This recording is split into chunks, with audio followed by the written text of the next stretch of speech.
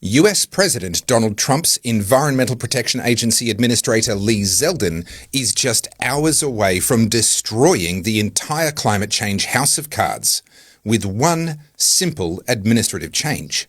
This is literally the biggest single deregulation in the history of planet Earth, and it is now just hours away. I first covered this story 6 months ago in episode 136 of the Topher Project, when Lee Zeldin, Trump's pick for EPA administrator, broke the news on a podcast of all places that they were going to repeal the Obama-era endangerment finding. I said at that time that this was huge news. And it is. Now it's just hours away. Let's listen to what Lee Zeldin had to say 6 months ago. Something that happened back in the Obama administration, 2009, was that they put forward this regulation called the endangerment finding. Now, a lot of people are out there listening. They might not know what the endangerment finding is. If you were asked congressional Democrats to describe what it is, the left would say that it means that carbon dioxide is a pollutant. Carbon dioxide is an endangerment to human health. They might say methane is a pollutant. Methane is an endangerment to human health. And that's an oversimplified, I would say, inaccurate way to describe it. The way they did this was following a Supreme Court case in Massachusetts versus EPA. And the Obama administration said that carbon dioxide, when mixed with a bunch of other well-mixed gases, the greenhouse gases, that it contributes to climate change. How much, they don't say. It's more than zero. And they say that climate change endangers human health. So because of these different mental leaps, and by the way, when it's carbon dioxide mixed with all these well-mixed gases, they were only looking at mobile sources like vehicles, but a bunch of those greenhouse gases aren't even emitted from vehicles. Now, why does all of this matter? Like, right out of the gate here, we're getting very wonky on like what this regulation means. Well, then there were all sorts of different vehicle regulations that followed. So this is like the endangerment finding in and of itself is the hub to the spoke of the left's environmental agenda, essentially. So this has been referred to as basically driving a dagger into the heart of the climate change religion. I'd describe it slightly differently. The entire climate change regulatory framework in the US is like a matchstick castle built on this one foundation stone, the endangerment finding.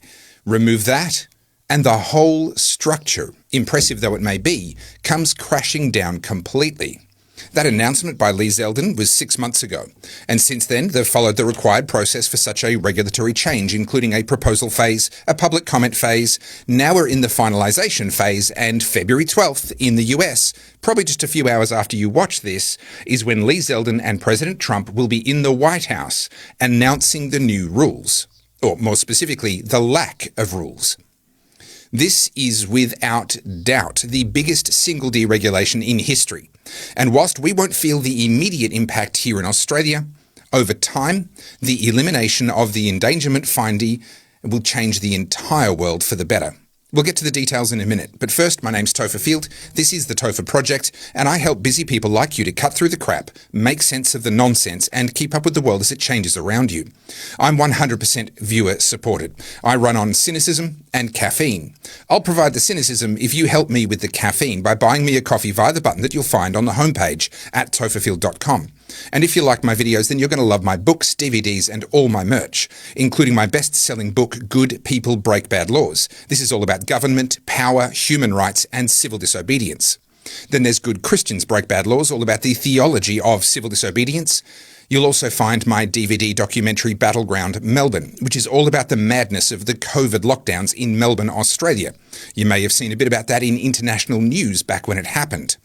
You'll also find my t-shirts, hoodies, caps and stickers in a range of designs, including the original and still awesome Good People Break Bad Laws, the new history design with history repeating itself, available in both a hoodie and a t-shirt. I recommend the hoodie. This is a nice hoodie. Then there's my bold silhouette design for those who like to make an entrance, and my more subtle Topher tee with my most powerful slogans on it. There's also my whiskey and cigars design, which I'm wearing right now. It has an image of whiskey and a cigar on the front, and it says "Think Free" on the back because, well, I do my best thinking with whiskey in one hand and a cigar in the other. Then there's my caps. In the 1984 design, it says too much 1984, not enough 1776. And I reckon that given that this year is the 250th anniversary of the US Declaration of Independence in 1776, well, I reckon this is a pretty good cap to be wearing this year. Then there's my Wear Anywhere TF cap, which stands for both Topher Field, but also, more importantly, Think Free. There's also sticker packs available with 4 of my best sayings for those who would like to spread the word of freedom in your world. And finally, if you'd like to make 2026 your best year ever, check out my Getting Your Head in the Game masterclass. I'm bringing it back by popular demand after the incredible results that people saw when I first ran it in 2024. The 8 sessions are normally $99 each, or $792 put together in value, but you'll get the entire course, all 8 sessions, running from March this year to October for $299 if you jump in now while we have an early bird special on. I'll put the link in the description. And of course, everything you buy will help me to keep the Topher project going so I can create hundreds more videos like this one in 2026. Let's listen for a moment longer to EPA Administrator Lee Zeldin explaining just how significant the repeal of the endangerment finding really is. There are people who then, in the name of climate change, are willing to bankrupt the country. Yep. In the name of environmental justice, they will get tens of billions of dollars appropriated to their friends rather than actually remediating environmental issues. So they created this endangerment finding, and then they were able to put all these regulations on vehicles, on airplanes, on stationary sources to basically regulate out of existence, in many cases, a lot of forms of segments of our economy. And it costs Americans a lot of money. What's the significance? How big is the endangerment finding? Well, repealing it will be the largest deregulatory action in the history of America. So it's kind of a big deal. It's incredible. And like you said, it goes beyond just cars. There was huge ripple effects in manufacturing in this country. Yep. And if we're going to rebuild our manufacturing base, we have to let people actually do their jobs and build their companies and power their machines. The repeal of the endangerment finding goes hand in hand with Trump's drill baby drill energy agenda. This isn't just about the cars they drive, although it will have a huge impact there. It's also about their manufacturing and their tech industries, giving the US a competitive edge on the global stage. Now, environmentalists want to claim that this repeal will lead to increased pollution, more asthma attacks, and of course, climate change. But the endangerment finding was only about alleged greenhouse gases. It's not about smog or particulates or NOx or anything that would be considered pollution in a sane world.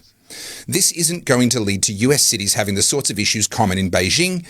Well, at least not any more than they already have in places like Los Angeles. Because the endangerment finding, well, it was never about actual pollution. It was about greenhouse gases specifically. So what will reversing the endangerment finding do? In the first instance, it will save a bunch of companies and therefore consumers a lot of money. $1.3 trillion is the official estimate, because they will no longer have to fill out reports or monitor greenhouse gas emissions or engage in extortionate emissions trading schemes or add heavy, complicated and expensive after-treatments to vehicles with internal combustion engines. So there's an immediate cash benefit. But that's only the beginning. It also means that in the future, well, big engines are back on the menu, boys. Not only that, they're going to be more powerful and, more importantly from my point of view, they're going to sound better. Now that manufacturers are no longer enslaved to CO2 emissions as their number one metric, they can start to care about the things that consumers actually care about. And yes, fuel consumption is part of that. But power and torque is actually important to most consumers as well. And the thing I'm most looking forward to is definitely engines that no longer all sound the same. With the endangerment finding gone, manufacturers will finally be able to re-inject a bit of personality back into their cars. They'll no longer all be strangled by emissions tech adding weight and complexity and cost and leaving every engine sounding bland. But that's the US. Surely that won't help us here in Australia, will it? Well, not at first, but in time. The US car market remains the most lucrative car market in the world, and car manufacturers, including the European and Asian manufacturers, have to give American consumers what they want. So their own domestic markets might still be sacrificing to the climate change gods, but they're going to have to offer the US market engines with more power, more noise, and lower cost, or else they will lose their market share in the market that matters most to their bottom line. So absolutely, this will affect the whole world, and I expect that with the US rejecting CO2 concerns completely, it will soon be impossible for the EU or other markets to make their emissions targets any stricter than they already are. Now, I'm not predicting that the EU will abandon their Euro engine standards completely, but don't rule it out entirely because, well, there's some interesting things happening on that front too. Hear it from German Chancellor Friedrich Merz. We must deregulate every sector, and I call for a regulatory clean slate. Minor corrections to laws are not sufficient.